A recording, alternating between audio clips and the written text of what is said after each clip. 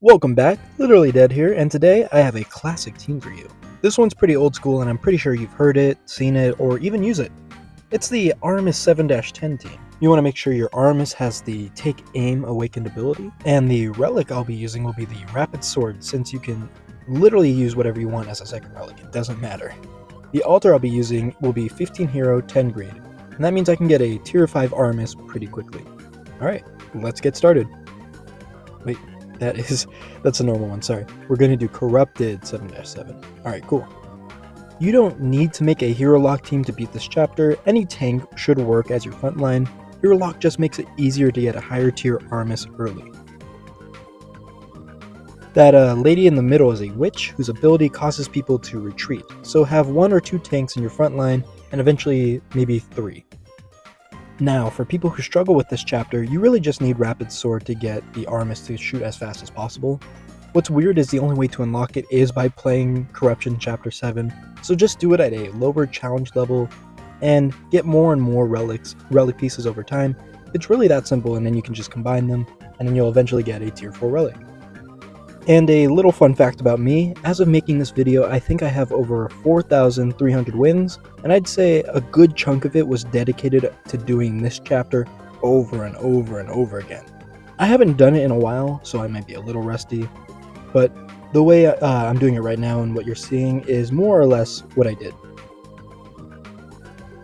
Oh, and I forgot to talk about this. The reason why I have Aramis with the first awaken ability is because you can target the witches in the back, or even the final boss right away if you're lined up to whatever target is in front of you. And, you know, it makes things just a little bit easier. You can put the second awaken ability, it really doesn't matter. I just think it's easier to target the boss with the first awaken ability.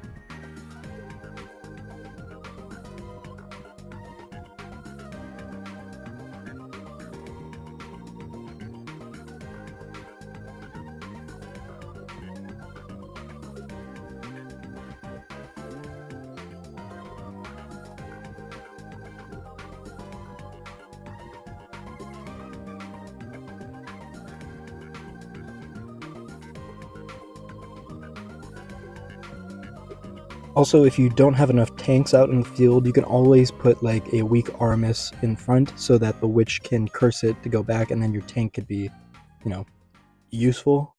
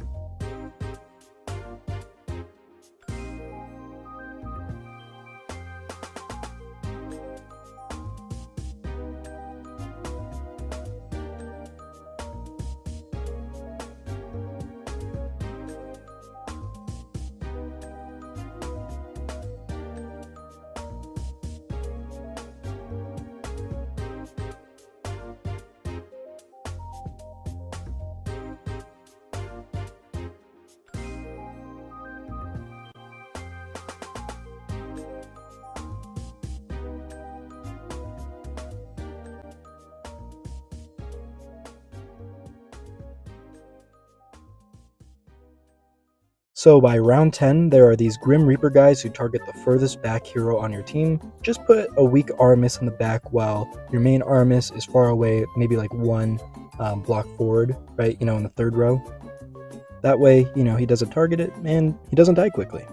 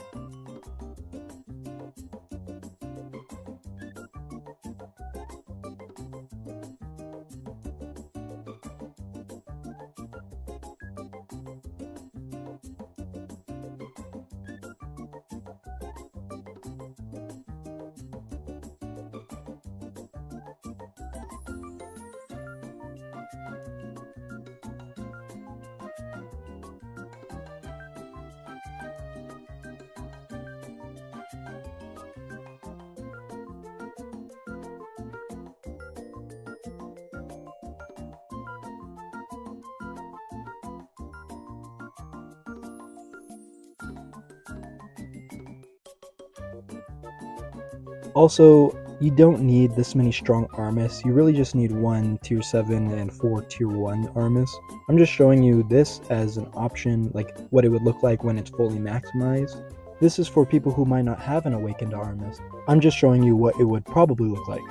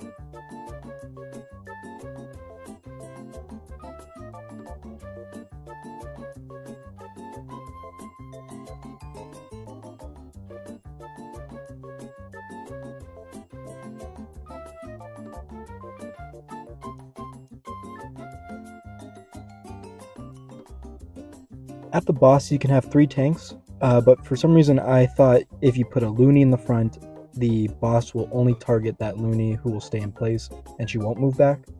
I was wrong. I mean, you could still do this if you want, but I think 3 tanks should probably work better, so do that instead. I also lined up my 2 strongest Aramis to be straight in line with the boss, that way the Aramis will only target that boss and kill her pretty much instantly.